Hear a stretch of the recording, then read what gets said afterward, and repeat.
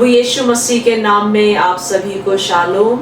भजन संहिता 127 अध्याय की पहली आयत में दाऊद इस प्रकार से लिखता है, यहोवा यदि घर को ना बनाए तो घर वालों का परिश्रम करना व्यर्थ है। हमारी शादी से पहले हमको रहने के लिए घर तलाशना था।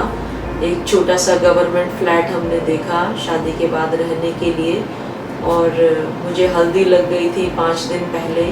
मेरी मम्मी ने कहा कि अब घर से बाहर मत निकलना, 5 दिन घर में रहना, तुम्हें हल्दी लग गई है। उसके बाद भी क्योंकि ओनर को हमें रेंट पे करना था, एडवांस पे करना था, तो मैं घर से निकल गई और हमने जाकर ओनर को रेंट पे किया।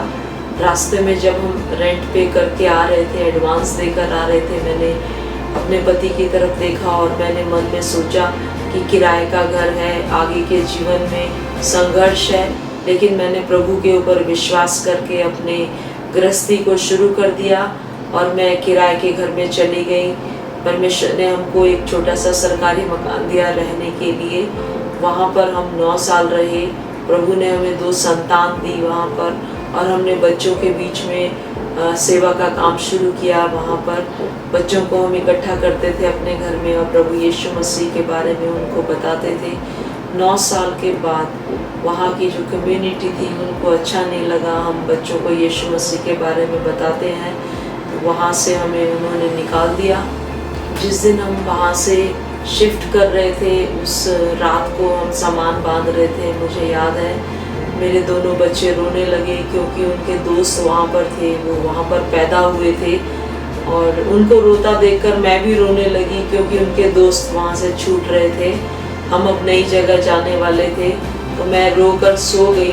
परमेश्वर ने मुझे दर्शन दिया। मैंने दर्शन में देखा कि मेरे पति ज़मीन पर बैठकर प्रार्थना कर रहे हैं और प्रार्थना में प्रभु यीशु मसीह से कह रहे हैं, प्रभु यीशु मसीह देखो मूना यहाँ से शिफ्ट हो रही है तो रो रही है। मैंने देखा दर्शन में कि प्रभु यीशु मसीह दरवाज़ा खोलते हैं और खोल कर आते हैं। मेरे पति को कहते हैं, मूना को कहना कि मैं सही समय पर अपना वायदा पूरा करूँगा। जब हम नई जगह पर आ गए वसंत अपार्टमेंट में, वहाँ पर जब हम पहुँचे तो वहाँ का किराया 3 गुना ज़्यादा था। वहाँ का पानी खारा था, हमें मिनरल वाटर में खाना बनाना पड़ता था, मिनरल वाटर से ही सर धोना पड़ता था खारे पानी की वजह से। सेवा के काम को और घर को चलाने के लिए बहुत मुश्किल होता था, ना ही कोई सेविंग हो पाती थी। मैं सोचती थी परमेश्वर कोई सेविंग भी नहीं हो रही है, किस तरीके से मैं अपना खुद का घर ले पाऊंगी परमेश्वर। मैं इस बारे में सोचती थी और मेरा प्राण गिरा जाता था। जैसे दाऊद कहता है कि हे मेरे प्राण, तू भीतर ही भीतर क्यों गिरा जाता है।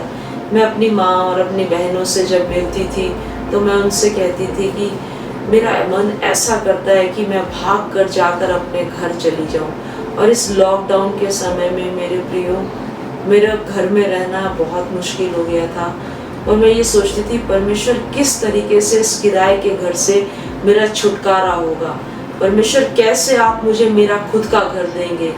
और मैं अपने पति को बोलती थी कि आप यहाँ वहाँ जाकर देखिए, ढूंढिए, खोजिए, अगर कोई मकान बिक रहा है तो हम देखेंगे। मेरे पति कहते थे कि आसपास के जगहों में बहुत छोटी छोटी तंग गलियाँ हैं, वहाँ तुम्हारा मन नहीं लगेगा अगर हम वहाँ पर मकान लेंगे तो। ऐसे करके हम अपने दिनों को एक एक दिन करके मैं बिताती थी कि एक दिन परमेश्वर आप मेरा खुद का घर देंगे प्रभु जी। और मेरे प्रियो, लॉकडाउन के समय में मैं सबसे ज़्यादा उदास रहने लगी। मैं सोचती थी परमेश्वर किस तरीके से आप मुझे मेरा घर देंगे। मैं उस दर्शन को याद करती थी जब मैं पिछले घर से चली थी। परमेश्वर आपने वायदा किया है कि अपने समय पर प्रभु जी आप मुझे घर देंगे, मेरा खुद के घर को आप देंगे प्रभु जी। अपने पति को मैंने एक दिन कहा कि आप जाइए आसपास जाकर पता कीजिए कहीं कोई मकान बिक रहा है क्या। मेरे हस्बैंड ने एक दिन गूगल किया और गूगल से उन्होंने एक प्रॉपर्टी डीलर का एड्रेस निकाला और प्रॉपर्टी डीलर ने हमको बुलाया मकान देखने के लिए। मेरे प्रिय, जब हमने इस मकान को देखा, मेरे मन ने कहा कि यही वो मकान है जो मुझे चाहिए। इस मकान में दिल्ली जल बोर्ड का पानी था, ये मकान रोड साइड में था, ये मकान उस प्राइस में था जिस प्राइस के लिए मैं प्रभु पर विश्वास करती थी। ये वही मकान था जो हम चारों ने, मेरे बेटा बेटी ने, मैं, मेरे पति ने एक पेपर पर नक्शा बना रखा था। हमें 2 BHK चाहिए, वो रोड साइड होना चाहिए, वो हरियाली थोड़ा उस मकान के आसपास होना चाहिए। ये वही मकान था, फॉल सीलिंग उसमें लगी हुई होनी चाहिए। जब मैंने इस मकान को देखा तो मैंने अपने पति को कहा, ये वही मकान है जिस मकान का मैं सपना देखती थी। हमने प्रॉपर्टी डीलर से बात की और बात करके हमने इस मकान को फाइनल किया। मेरे प्रियो, जब हम इस मकान के बारे में बात करने के लिए आए थे, हमारे पास ज़्यादा पैसे नहीं थे। परमेश्वर पर विश्वास करके हमने बिल्डर को टोकन मनी दे दिया और 2 महीने का समय हमारे पास था सारा पैसा पूरा करने के लिए। प्रभु ने 2 महीने में चमत्कार किया और हमारे लिए सारे पैसों का इंतजाम किया।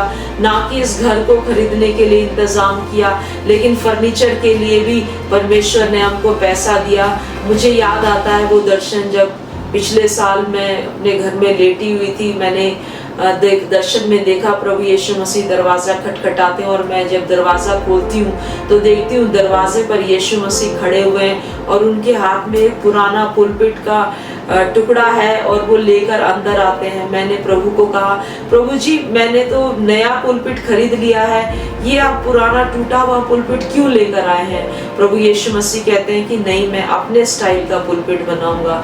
वो आकर मेरे किचन में खड़े हो गए और पुलपिट को बनाने लगे।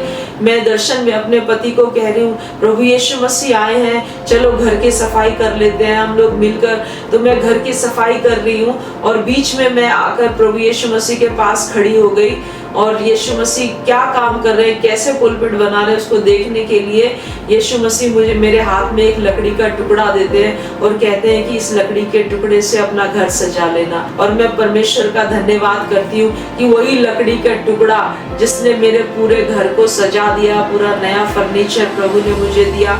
प्रभु का नाम धन्य हो। उसके सारे वचन, उसके सारे वायदे हाँ और आमीन है। आज मैं उन सभी लोगों को उत्साहित करना चाहती हूँ जो लोग प्रार्थना कर रहे हैं अपने खुद के घर के लिए, जिनका प्राण भीतर ही भीतर गिरा जाता है, जिनका मन व्याकुल रहता है कि परमेश्वर आप मुझे मेरा घर कैसे देंगे, मेरा तो घर का किराया, घर का खर्चा ही पूरा नहीं होता। मैं आप सबको उत्साहित करना चाहती हूँ, प्रार्थना करते रहिए, परमेश्वर के ऊपर विश्वास करते रहिए। सही समय पर परमेश्वर आपको अपना खुद का घर देगा। परमेश्वर आप सभी लोगों को बहुतायत का आशीष दे।